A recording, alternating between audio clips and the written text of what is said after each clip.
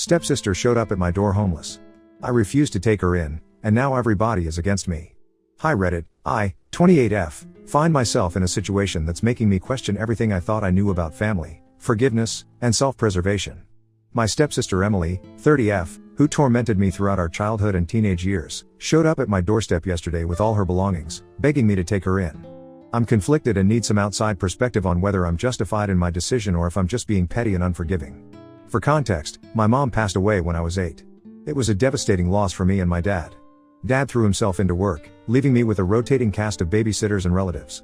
I'd often find him late at night, slumped over the kitchen table, an empty whiskey glass in hand. When I was 10, everything changed again. Dad announced he was remarrying. Susan, my soon-to-be stepmom, seemed nice enough. She had a warm smile and always brought me little gifts, books, hair clips, once even a beautiful silver locket that I treasured. But it was her daughter, Emily, who would come to define my adolescence in ways I never could have imagined. From the moment Emily entered our lives, it was clear she was used to being the center of attention.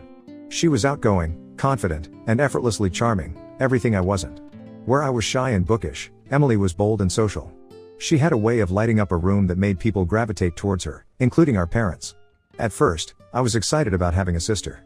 I'd always been an only child, and the idea of having someone to share secrets with, to stay up late talking with, seemed like a dream come true.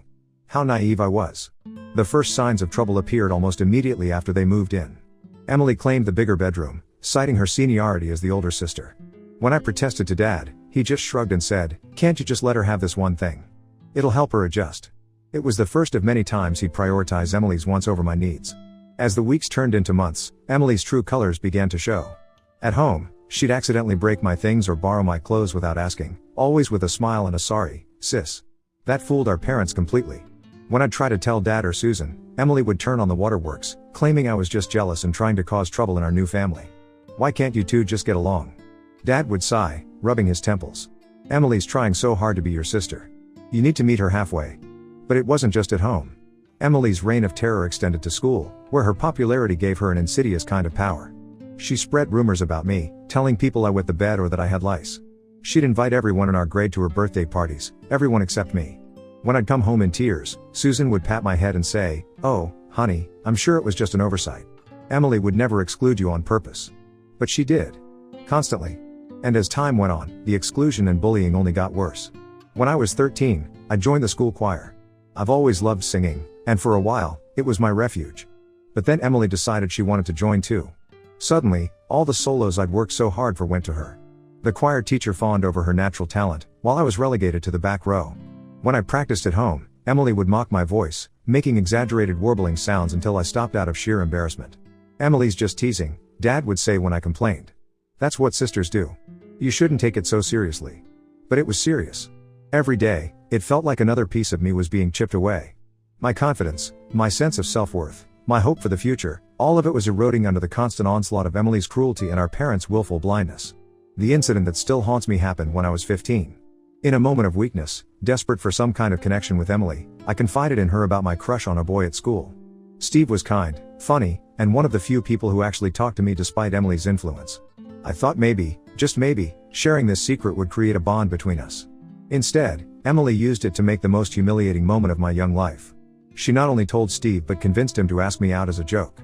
I'll never forget the mix of excitement and nervousness I felt when he approached me in the crowded cafeteria.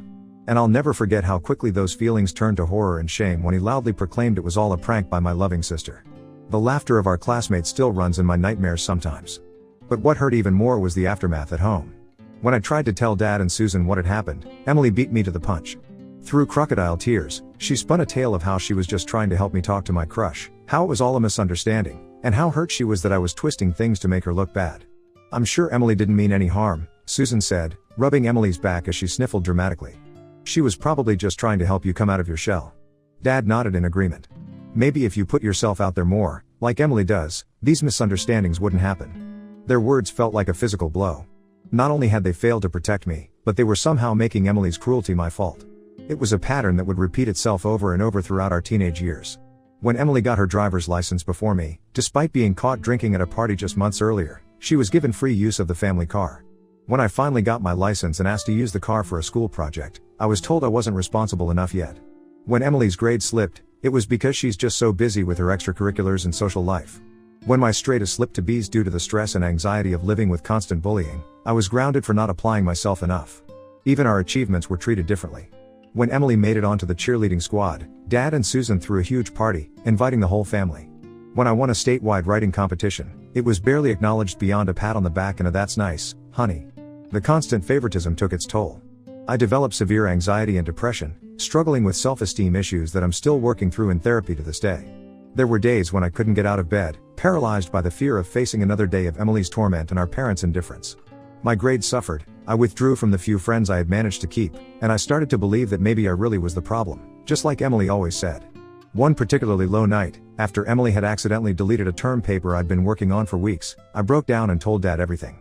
Through sobs, I poured out years of pain, detailing Emily's bullying, the social isolation, the constant feeling of being less than in my own home. For a moment, I saw a flicker of something in his eyes, concern, guilt, maybe even anger. But then Emily walked in, all innocence and confusion, asking what was wrong. And just like that, the moment was gone. Dad's face softened as he looked at her, and I knew I'd lost again. "I'm sure your sister didn't mean to delete your paper," he said, his tone dismissive. "These things happen. You should have backed it up. And all this other stuff, well, you're both under a lot of stress with school. I'm sure if you just tried a little harder to get along." I stopped listening at that point. It was clear that no matter what Emily did, our parents would always see her as the golden child and me as the troublemaker. It was a dynamic that had been set in stone years ago, and nothing I could say or do would change it. When I turned 18, I saw college as my lifeline. I applied to schools as far away as possible, desperate for a fresh start. The day I left for college was the first time in years I felt like I could breathe freely. I promised myself I'd never let anyone have that kind of power over me again. I've spent the last decade building a life for myself, away from the toxicity of my childhood home. It hasn't been easy. The scars left by years of abuse and parental favoritism don't fade overnight. I've had to work hard in therapy to rebuild my self-esteem, to learn to trust others, and to believe that I deserve happiness and peace. I've made friends who accept me for who I am, advanced in a career I love, and even started a small side business selling my artwork online, something Emily always mocked me for and our parents dismissed as a cute hobby. Every small success feels like a victory, a step further away from the scared, insecure girl I used to be. I've been mostly no contact with Emily since leaving for college, only seeing her at obligatory family gatherings where we maintain a cold civility. These encounters are always tense, with Emily usually making passive-aggressive comments about my appearance, my job, or my lack of a serious relationship. I've learned to let these comments roll off my back, but they still sting, reminding me of the vulnerable girl I used to be. My relationship with Dad and Susan is strained at best. We talk occasionally, but our conversations are superficial. They still don't understand why I'm so distant, and I've given up trying to explain. It's easier to keep them at arm's length than to constantly relive the pain of their betrayal. Over the years, I've heard through the family that Emily's life hasn't gone as smoothly as she probably expected. She's had a string of failed relationships, unable to maintain anything long-term. Her professional life has been equally bad, with her bouncing from job to job, always blaming her bosses or coworkers for her failures. Part of me can't help but see it as karma, though I try not to indulge in those thoughts too much.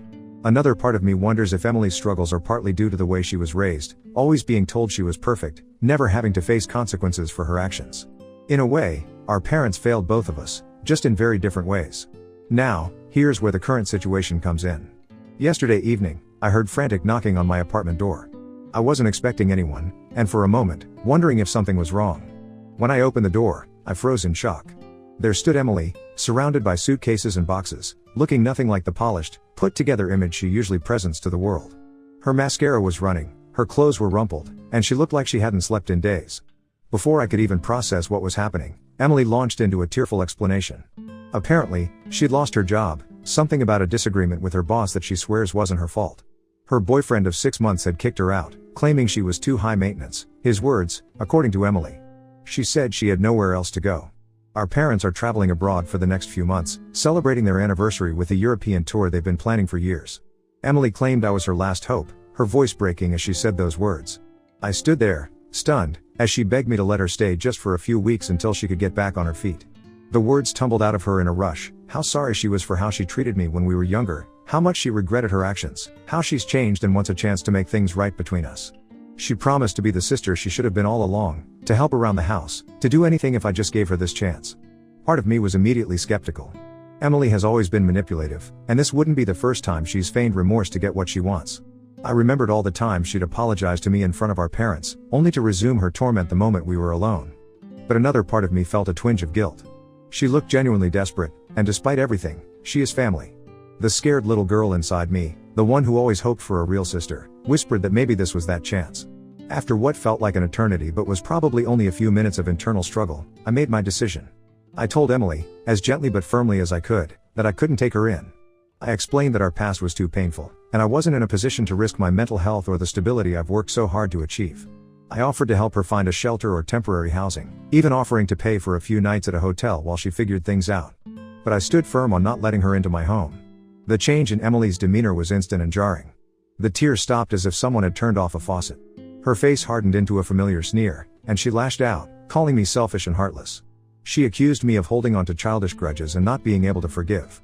Her words brought back a flood of memories, all the times she'd switched from sweet to vicious in the blink of an eye, leaving me confused and hurt. Before leaving, Emily threatened to tell our entire family how I'd abandoned her in her time of need. She said I'd regret this, that karma would come for me just like it had for her. As I watched her storm off down the hallway, dragging her suitcases behind her, I felt a mix of relief and guilt wash over me. Now, I'm sitting here in my quiet apartment, questioning my decision.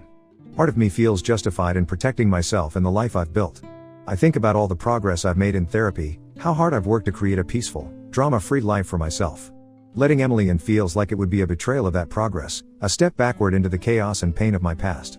But another part of me wonders if I'm being too harsh, if I should have given her a chance to prove she's changed. I can't help but think about how desperate she looked, and I wonder if I've just condemned her to homelessness out of my own inability to forgive. My phone has been blowing up with messages from extended family members. They are berating me for turning my back on family, saying that blood is thicker than water and that I have a responsibility to help Emily in her time of need. Dad called from Europe, his voice a mix of disappointment and frustration. I thought you two had put all this behind you, he said. Emily's your sister. Family should always come first. His words brought back a tidal wave of memories, all the times he'd said similar things, always expecting me to be the one to compromise, to forgive, to make allowances for Emily's behavior. I tried to explain my position, to make him understand the years of pain and the progress I've made, but he cut me off. The past is the past, he said dismissively. You need to grow up and move on. Emily needs you now. It was like being that helpless teenager again, my feelings dismissed, my pain invalidated. I ended the call feeling drained and conflicted. Part of me wanted to scream at him, to finally make him understand what I'd been through. Another part just felt sad, realizing that even after all these years, nothing had really changed. Susan texted shortly after, her message dripping with passive-aggressive guilt. I'm sure you have your reasons, she wrote, but I can't help but feel we failed somewhere if this is how you treat family. Emily has always looked up to you, you know. I almost laughed out loud at that last part. Emily, looking up to me? It was so far from the reality of our childhood that it felt like a cruel joke. But then again, maybe that was always part of the problem, our parents seeing a relationship that never existed, projecting their hopes for a perfect blended family onto us without ever addressing the real issues. As I sat there, staring at Susan's message, I couldn't help but reflect on all the times our parents' favoritism and willful blindness had enabled Emily's behavior. There was the time in high school when Emily borrowed my car without permission and got into a fender bender. Instead of punishing her, Dad paid for the repairs and lectured me about being more generous with my sister. Or the countless family dinners where Emily would make snide comments about my weight or my clothes, only for Susan to chuckle and say, "Oh, you two and your sisterly banter." Even now, with Emily jobless and homeless, they couldn't see past their golden child image of her. It was always someone else's fault. Her boss was unfair, her boyfriend was too demanding, I was too unforgiving. The pattern was so familiar it made my head spin. I decided to reach out to our cousin, Marilyn. She'd always been kind to me, even when Emily was at her worst, and I knew she had a more balanced view of our family dynamics. When I explained the situation, Marilyn was sympathetic but firm. You're not responsible for Emily's choices, she said. You offered to help her find a place to stay, which is more than many would do given your history. Don't let anyone make you feel guilty for protecting yourself. Marilyn's words were reassuring, but they didn't completely quell the storm of emotions inside me. I found myself thinking back to a conversation I'd had with my therapist months ago, about the concept of forgiveness. Had Emily shown real change? Her tearful apology at my door seemed sincere in the moment, but her quick switch to anger and threats when I refused her request suggested otherwise. It was the same pattern I'd seen countless times growing up, Emily being sweet and apologetic when she wanted something, then lashing out when she didn't get her way. As the day wore on, more messages poured in from family members. Aunts, uncles, cousins, everyone seemed to have an opinion on what I should do. Some were supportive, acknowledging the difficult position I was in. Others were less understanding, accusing me of being petty and holding on to childhood grudges. One message, in particular, stood out. It was from my maternal grandmother, the only person who had consistently seen through Emily's act when we were growing up. You don't owe anyone your peace, she wrote. You've worked hard to heal. Don't let anyone guilt you into undoing that progress. Her words were like a balm to my frayed nerves. For the first time since Emily showed up at my door, I felt a sense of calm certainty. I realized that while I couldn't control how others perceived my actions, I could be at peace with my decision. I decided to write an email to Dad and Susan, explaining my position one last time. I poured my heart out, detailing the years of bullying, the pain of their favoritism, and the hard work I'd done to overcome the trauma of my childhood. I explained that while I didn't wish Emily ill, I wasn't in a position to be her savior. I hope you can understand, I wrote, that I need to prioritize my own well-being. I've offered to help Emily find temporary accommodation, and I'm willing to provide some financial assistance for a short period. But I can't let her into my home. It's not about punishment or revenge, it's about maintaining the boundaries I need to stay healthy and whole. I hit send before I could second-guess myself, then turned off my phone. I knew there would likely be more arguments, more guilt trips, more accusations of being unforgiving. But for now, I needed space to process everything that had happened. As I sit here now, writing this post, I still feel conflicted. So, Reddit, I turn to you for perspective. Am I the asshole for refusing to take in my stepsister, despite her apparent desperation? Any insights or judgments would be greatly appreciated. Thanks for reading this far, Reddit. I really need some outside perspective on this mess. Edit, wow, I didn't expect this post to blow up like it has. Thank you all for your thoughtful responses and support. To address a few common questions. 1. Yes, I've suggested family therapy to my parents in the past. They've always brushed it off, saying we should be able to work things out on our own like a real family. 2. Emily has never acknowledged or apologized for her behavior before this incident. Her apology at my door was the first time she's ever admitted to treating me badly. 3. For those asking about my mom, she passed away from cancer. It was sudden and aggressive, and we didn't have much time to prepare. I think that's part of why Dad was so eager to remarry and create a perfect blended family. 4. I am in contact with some of Emily's friends. From what I've heard, she's staying with one of them for now. I'm relieved she's not on the streets, but I still feel guilty. 5. To those suggesting I cut contact with my family entirely, I've considered it. It's complicated, and I'm still working through those feelings in therapy. Thank you again for all your support and advice. It means more than you know to feel heard and validated after so many years of having my feelings dismissed. I'll update if there are any significant developments. Update 1. Hey Reddit. First off, thanks so much for all the support and advice on my original post. It's been wild seeing how many people related to my story. Honestly, it's been both comforting and heartbreaking knowing others have dealt with similar family drama. So, here's the deal. It's been about 2 weeks since I last posted, and things have. Well, they've gotten pretty intense. I've been drowning in messages and calls from family members, running the gamut from guilt tripping to straight up hostility. I've been trying to stand my ground, but man, it's exhausting. I'd heard through the family that Emily was crashing with a friend. I guess I hoped she'd found another solution and would leave me alone. Spoiler alert, I was wrong. 3 days ago, I was working from home when I heard this huge commotion outside my apartment. At first, I tried to ignore it, thinking it was just noisy neighbors. But then I heard Emily's voice, and my heart just sank. She was outside my door, clearly wasted, shouting my name and pounding on the door. The smell of alcohol was so strong I could smell it through the door. Emily's always been a mean drunk, takes after our dad that way. I tried to reason with her, told her to leave and that we could talk when she was sober. Big mistake. She just got angrier, started yelling about how I was abandoning her, calling me a terrible sister. Then I heard this thud against the door, and I realized she was trying to force it open. I panicked. All I could think about was protecting myself and my home. So, I called 911. Told them my estranged stepsister was trying to break in, that she was drunk and getting violent. While I was on the phone, Emily kept shouting. I heard something shatter, pretty sure it was the vase by my door. She was screaming about how selfish I was, how I owed her. Typical Emily, always the victim in her own mind. The wait for the cops felt like forever. I was hiding in my bedroom, jumping at every crash from the hallway. I could hear my neighbors coming out, asking what was going on. Finally, the police showed up. There was some commotion in the hallway, and then they took Emily away. When I came out, the hallway was a mess. My welcome mat was messed up, my favorite vase was in pieces, and there were marks on my door where Emily had tried to force it open. I gave my statement to the cops, showed them the texts and voicemails I'd gotten from Emily. They were pretty understanding, said I'd done the right thing by calling them. They asked if I wanted to press charges, but I was so overwhelmed I asked for time to think about it. As soon as they left, I just collapsed on my couch. I was shaking, didn't know whether to cry, scream, or just sleep for a week. Then I got a text from Susan, my stepmom. She was furious that I'd called the cops on Emily, said Dad and she were disappointed in me. Because of course this was somehow my fault in their eyes. I turned off my phone after that. Spent the rest of the day, cleaning up the mess and apologizing to my neighbors. After a lot of back and forth, I decided to press charges for the property damage and attempted break-in. It wasn't easy, but I realized I needed to prioritize my safety and show Emily that this behavior wasn't okay. The fallout was intense. Dad and Susan were livid, saying I was tearing the family apart. I got bombarded with messages from other family members, some supportive, others saying I was overreacting. Emily, once she was released, went on a social media rampage, painting herself as the victim of her cruel, unforgiving sister. It's been non-stop since then. Police statements, talks with the prosecutor, fielding calls from family. I'm exhausted, emotionally drained, and questioning everything. I'm seriously considering moving, maybe to another city entirely. The idea of a fresh start, somewhere far from all this family drama, is looking better every day.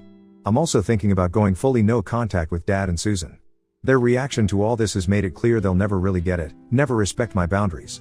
It hurts to admit, but maybe it's time to accept that the supportive family I've always wanted just isn't in the cards for me. As for Emily, who knows? Part of me hopes this will be her wake-up call, that she'll get help and turn her life around. But mostly, I'm just relieved she's out of my life for now. I'm still processing everything, trying to figure this out. But I wanted to update you all and say thanks again for the support. Your comments on my first post gave me the strength to stand up for myself, even when it felt like my whole family was against me. If anyone's been through something similar or has advice on dealing with illegal stuff or going no contact with family, I'm all ears. And if you've read this far, thanks. It means a lot to feel heard after years of having my feelings dismissed. Edit. Wow, the response to this update has been overwhelming. Thanks so much for all the kind words and support. To answer some common questions. 1. Yeah, I'm looking into getting a restraining order. My lawyer's helping me figure it out. 2. I've set up security cameras and changed my locks. I'm also staying with a friend for a bit until things calm down. 3. For those asking about Emily's childhood, yeah, she had her own issues. Our parents playing favorites probably messed her up too. But that doesn't make what she's doing now okay. 4. For those worried about my job, my boss has been pretty cool about everything. Taking a few personal days to deal with all this. Thanks again for all the support and advice. It's been rough, but knowing I'm not alone in this has made a huge difference. Update 2. Hey Reddit. I'm back with another update, and I wish I had better news to share. The situation with my family has escalated beyond anything I could have imagined, and I'm still reeling from the fallout. I want to thank everyone for their support on my previous posts. Your advice and kind words have been a source of strength during this challenging time. It's been about a month since my last update. In that time, I've been trying to navigate the aftermath of Emily's attempted break-in and my decision to press charges. The constant barrage of messages and calls from family members had started to slow down, and I foolishly thought that maybe, just maybe, things were calming down. I should have known better. Remember how I mentioned that Dad and Susan were on their European anniversary trip? Well, apparently, family drama trumps romantic getaways. Last week, I received a call from my cousin Marilyn, warning me that Dad and Susan had cut their vacation short and were flying back home to deal with the situation. Marilyn had overheard them at a family gathering, ranting about how I was tearing the family apart and how they were going to set things right. The day after Marilyn's call, I was a nervous wreck. When the knock finally came, my heart nearly stopped. I opened the door to find Dad and Susan standing there, looking like they'd aged years in the weeks since I'd last seen them. The disappointment and anger radiating from them was palpable. Without so much as a hello, they pushed past me into my apartment. What followed was the most intense and painful conversation of my life. Dad launched into a tirade about family loyalty and responsibility. He accused me of being selfish, immature, and vindictive. Susan chimed in with her usual passive-aggressive comments, implying that my issues were clouding my judgment and that I was overreacting to normal sibling rivalry. The most shocking part? They actually suggested that I owed Emily an apology. In their twisted version of reality, my refusal to be her personal safety net was somehow more egregious than years of bullying and emotional abuse. They dismissed the recent break-in attempt as a misunderstanding and blamed me for escalating the situation by involving the police. I tried to explain my side of things. I talked about the years of therapy I've been through, the boundaries I've had to set for my own mental health. I even showed them the police report from Emily's drunken escapade. But it was like talking to a wall. They had their narrative, and nothing I said was going to change it. Then came the ultimatum. Dad told me I had a choice to make. Either I agree to let Emily move in with me and drop the charges, or I could consider myself no longer part of the family. He even threw in the classic "my house, my rules" line, conveniently forgetting that I haven't lived under his roof for a decade. I'd love to say I stood tall and showed them the door. But the truth? I broke down. Years of pent-up hurt, frustration, and anger came pouring out. Through tears, I told them everything, how their favoritism had affected me, how Emily's bullying had left scars that I'm still dealing with, how their constant dismissal of my feelings had made me feel worthless. For a brief moment, I thought I saw a flicker of something in Dad's eyes. Guilt? Realization? Whatever it was quickly replaced by a hardness I'd never seen before. He accused me of exaggerating, of holding on to childhood grudges. Susan jumped in, defending Emily and minimizing my experiences, suggesting that I was the one who needed to grow up and let things go. The argument escalated, voices were raised, and words were said that can't be taken back. It ended with Dad delivering the final blow. I was officially disowned and cut out of the will. Just like that, in the span of an hour, I lost the last threads of the family I'd been desperately trying to hold on to. After they left, I collapsed on my couch, sobbing uncontrollably. The finality of what had just happened hit me like a physical blow. I'd always held on to a tiny hope that someday, somehow, my dad would see the truth of the situation.